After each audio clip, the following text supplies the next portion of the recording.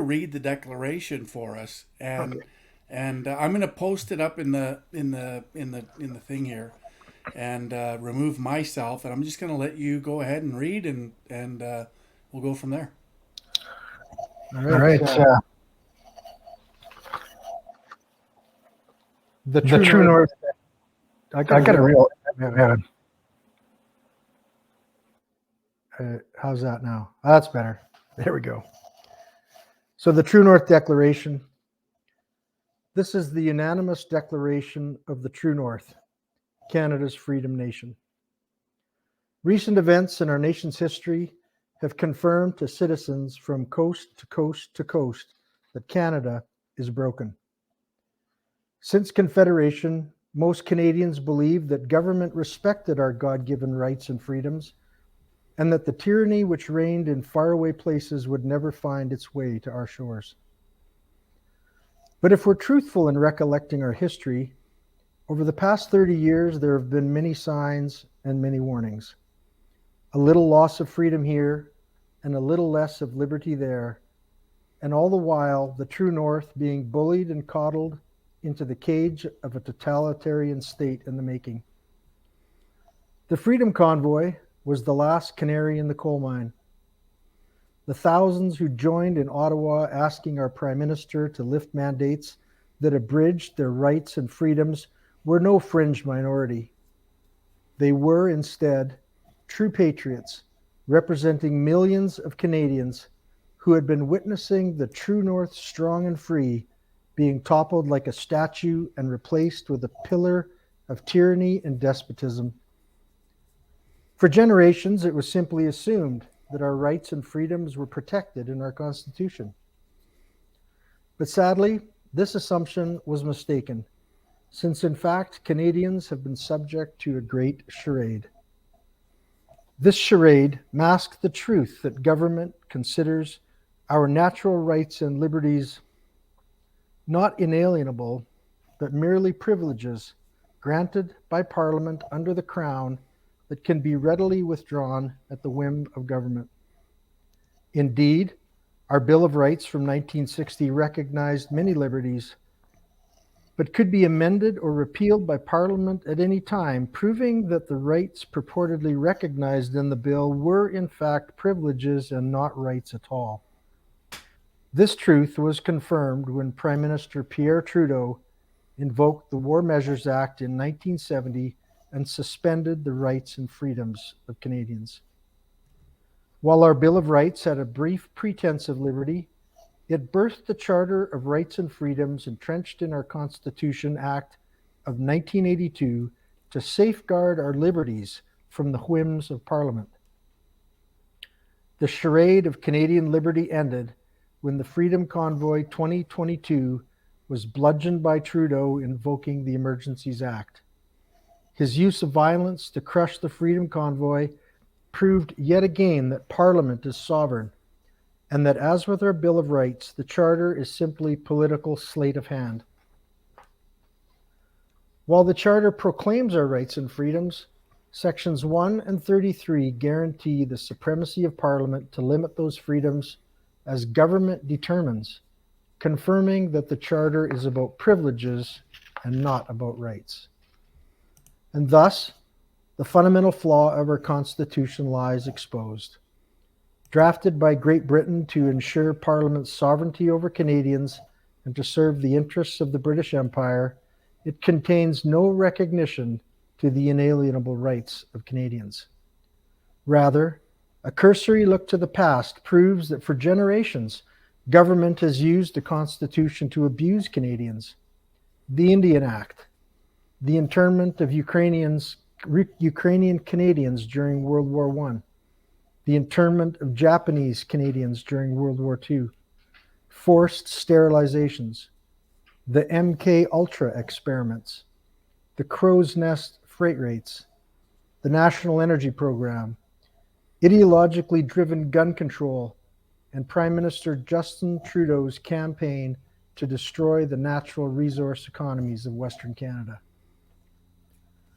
Recent examples of continued abuses by government against the people of Canada include closing our economies, prohibiting us from tending to loved ones who were sick or dying, suspending the order of Parliament, segregating us with vaccine mandates and passports, restricting our travel within Canada, coercing us into taking experimental vaccines against our will, firing and fining us for refusing to comply with COVID mandates, refusing to acknowledge adverse vaccine effects and injury, censoring free speech regarding vaccines, COVID treatments, and policy, punishment of healthcare professionals for voicing concern regarding vaccine side effects and treatment options, invoking the Emergencies Act to crush a legal protest with violence, taking political prisoners such as Pastor Artur Pawlowski, Tamara Leach, and Pat King, freezing bank accounts of Canadians because they supported Freedom Convoy 2022, stripping our rights to freely own and use arms, censoring free speech, the internet traffic, and criminalizing communication, making lawful medically assisted suicide rather than support people in need, undermining our national sovereignty by supporting illegal immigration and the globalist agendas of the World Economic Forum, the United Nations, and the World Health Organization, tacitly supporting the efforts and ambitions of the Communist Party of China, creating massive debt, high inflation, and high interest rates, destroying our natural resource and agricultural economies, imposing massive carbon taxes, pursuing total control over our lives, including what we drive,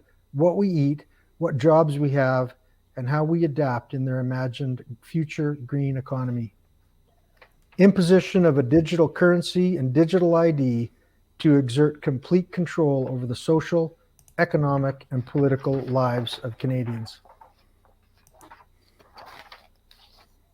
It is abundantly clear that our Constitution does not recognize our inalienable rights.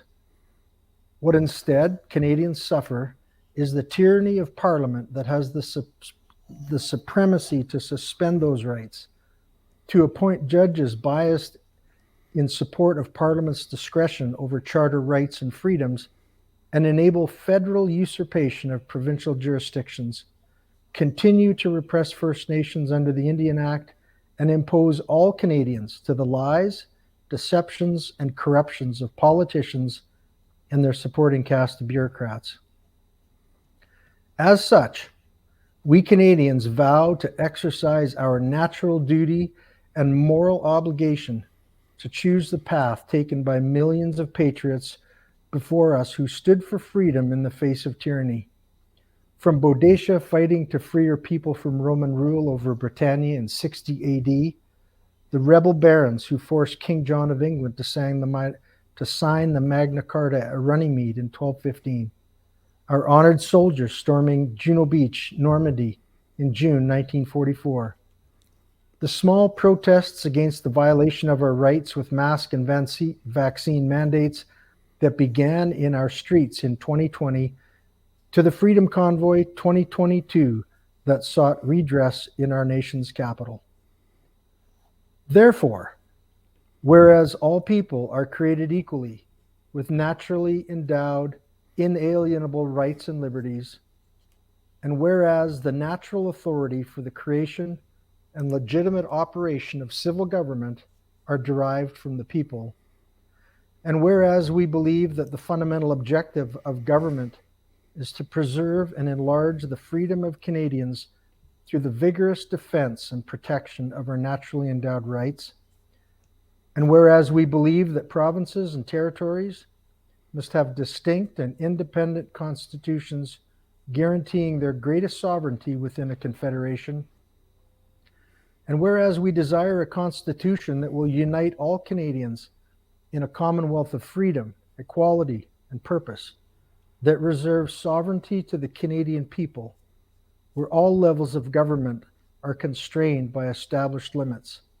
clearly defined separation of powers, and separate representation for the people and regions of the nation.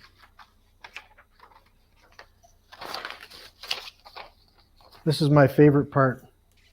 Mine too. This is where we get to draw a line in the sand and say, I'm in. Right. Therefore, we declare, we are the true north, Canada's freedom nation. And we will not surrender Canada to the political elites and their post-nationalist agenda.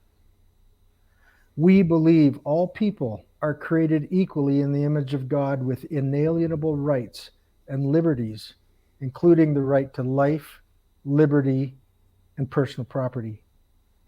We believe in the power of loving God and loving our neighbor as ourselves. We will not surrender our God-given rights to any government and would rather die as free people standing bravely in the face of tyranny than live as serfs beholden to a dictator such as Justin Trudeau. We will hold the line and not comply with any law, order, regulation, mandate, or directive from government that infringes on our inalienable rights and liberties. We will freely exercise our inalienable rights and freedoms, including the right to free speech, the right to self-defense, the right to privacy, the right to practice our faith, the right to freely associate, and the right to personal property. We possess the right of self-determination, and from this strength, we will organize a Congress of Canadians from coast to coast to coast to frame a new constitution for the nation under which sovereign provinces can unite in a federation that will guarantee the rights and liberties of the true north strong and free to prosper and to endure with the grace and blessings of God.